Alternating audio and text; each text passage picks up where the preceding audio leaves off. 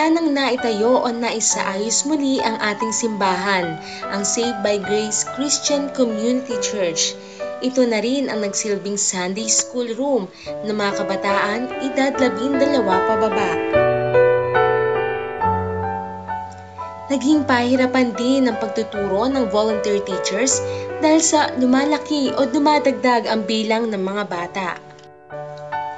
Taong 2009, nang nagkaisa at nagtulong-tulong ang mga kalalakihan at sa suporta na rin ng mga kababaihan sa pagsasaayos ng iglesia, kung saan tinanggal ang divider nito upang mapalawak ang lugar sambahan, na naging dahilan din upang mawala ng espasyo o pansamantalang silid-aralan ang mga Sunday Schoolers.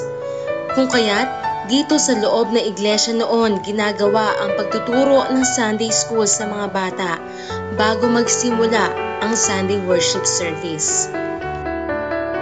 Dahilan sa lumalaking populasyon o bilang ng mga bata, tayo ay nabiyayaan ng Diyos ng lugar kung saan kasalukuyang binubuo ang tinatawag na Children's Center o Church Annex na magsisilbi ng Sunday School.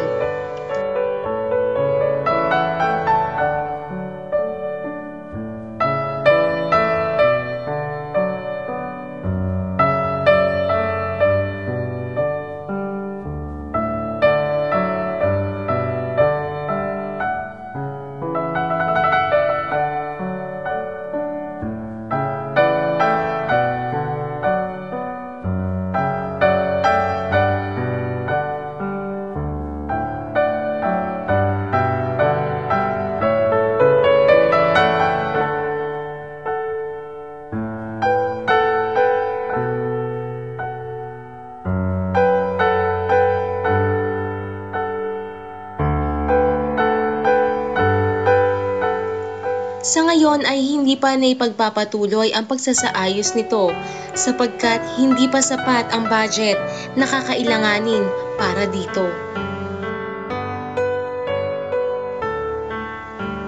Maaari kang makiisa para sa ikalalago ng gawain ng Panginoon. Ang iyong kontribusyon, maliit man o malaki, ay malaking tulong sa pagpapatayo ng Children's Center.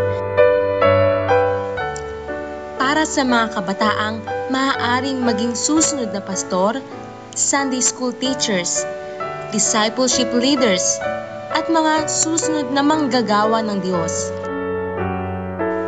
Sino pa ang magmamalasakit sa mga batang ito? Sino-sino pa nga ba ang magsasakripisyo para sa kanilang kinabukasan? At sino pa ang magkakaloob sa ikahuhubog ng mga batang ito? Tayo nang manalangin, magbigay at patuloy na magtanim para sa mga susunod na henerasyon ng iglesyang ito.